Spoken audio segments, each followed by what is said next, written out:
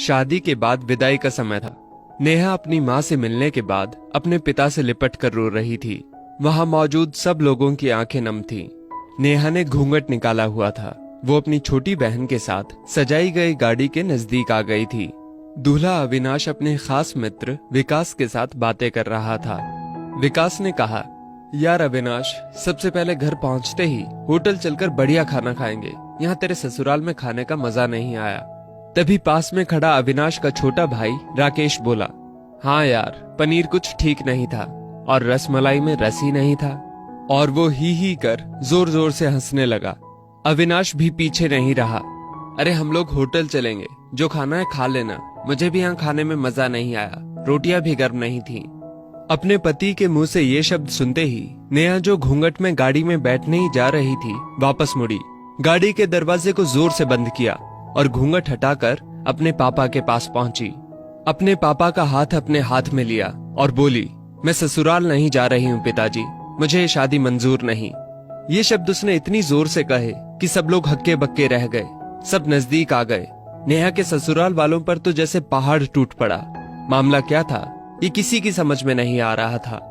तभी नेहा के ससुर राधे श्याम जी ने आगे बढ़कर नेहा से पूछा, लेकिन बात क्या है बहू? शादी हो गई है, विदाई का समय है, अचानक क्या हुआ कि तुम शादी को नामंजूर कर रही हो?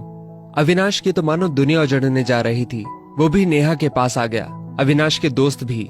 सब लोग जानना चाहते थे कि आखिर ऐन वक्त पर क्या हुआ कि दुल्हन ससुराल जाने से मना कर रही है। नेहा ने अपने पिता दयाशंकर जी का हाथ पकड़ रखा था। नेहा ने अपने ससुर से कहा, बाबूजी, मेरे माता पिता ने अपने सपनों को मारकर हम बहनों को पढ़ाया, लिखाया व काबिल बनाया है।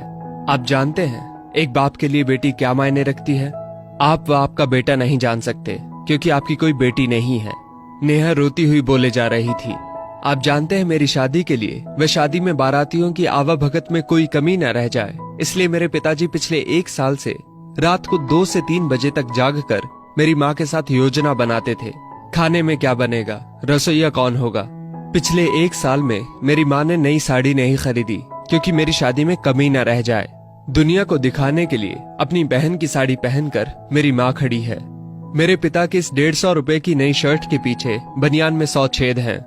मेरे माता पिता ने कितने सपनों को मारा होगा, ना अच्छा खाया ना अच्छा पिया, बस एक ही ख्वाहिश थी कि मेरी शादी में कोई कमी ना रह जाए। आपके पुत्र को रोटी ठंडी लगी, उनके दोस्तों को पनीर में गड़बड़ लगी व मेरे देवर को रसमलाई में रस नहीं मिला। इनका खिलखिलाकर हंसना मेरे पिता के अभिमान को ठेस पहुंचाने के समान है। नेहा हाँफ रही थी। नेहा के पिता ने रोते हुए कहा, लेकिन बेटी, इतनी छोटी सी बात। नेहा ने उनकी बात बीच में ही काटी और बोली, ये छोटी सी बात नहीं है पिताजी, मेरे पति को मेरे पिता की इज्जत नहीं। रोटी क्या आपने बनाई, रसमलाई, पनीर, ये सब केटर्स का काम है। आपने दिल खोलकर वह हैसियत से बढ़कर खर्च किया है। कुछ कमी रही तो वो केटर्स की तरफ से। आप तो अपने दिल का टुकड़ा अपनी गुड़िया रानी को विदा कर रहे हैं। आप कितनी रात रोएंगे क्या मुझे पता नहीं। माँ कभी मेरे बिना घर से बाहर नहीं निकली। कल से वो बाजार अकेली जाएंगी, जा पाएंगी। जो लोग पत्नी या बहू लेने आए हैं वो खाने में कमियां निकाल रहे हैं। मुझ में कोई कमी आपने नहीं रखी। ये बात इनकी समझ में नहीं आई। दयाशंकर जी ने नेहा के सिर पर हाथ फिराया। अरे पगली, बात का बतंगड़ बना रही है। मुझे तुझ पर गर्व है कि तू मेरी बेटी है, लेकिन बेटा, इन्हें माफ कर दे। तुझे मेरी कसम, शांत हो जा। तभी अविनाश ने आकर दयाशंकर जी के हाथ पकड़ लिए। मुझे माफ कर दीजिए बाबूजी, मुझसे गलती हो गई। मैं उसका गला बैठ गया था, रो पड़ा था वो। तभी राधे श्याम जी ने आगे बढ़कर नेहा के सिर पर हाथ रखा। मैं तो बहू लेने आया था, लेकिन ईश्वर बहुत कृपालु है, उसने मुझे बेटी दे दी। वह बेटी की अहमियत भी समझा दी। मुझे ईश्वर ने बेटी नहीं दी, शायद इसलिए कि तेरे जैसी बेटी मेरे नसीब में थी। अब बेटी, इन नालायकों को माफ कर दे।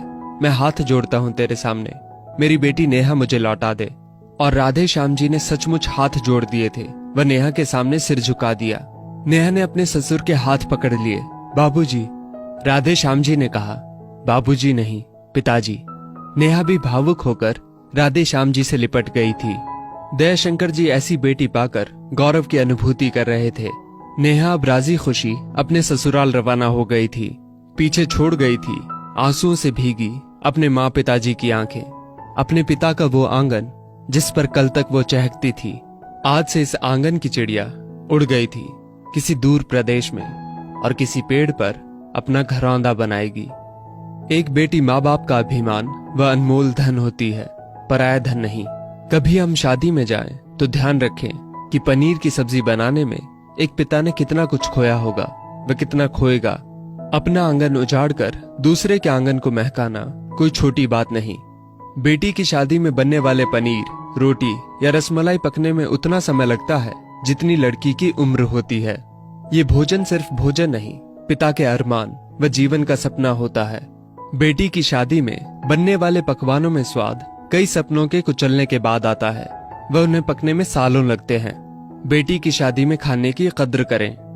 दोस्तों, इस वीडियो को लेकर आपकी क्या राय है, नीचे कमेंट करके जरूर बताइएगा। और अगर आपको ये वीडियो अच्छी लगी हो तो इस वीडियो को लाइक करिएगा, शेयर करिएगा ज्यादा से ज्यादा लोगों तक। और ऐसी ही और भी इंस्पिरेशनल वीडियोस के लिए सब्सक्राइब करें हमारे YouTube चैनल को और Facebook पर फॉलो करें हमारे पेज को। धन्यवाद।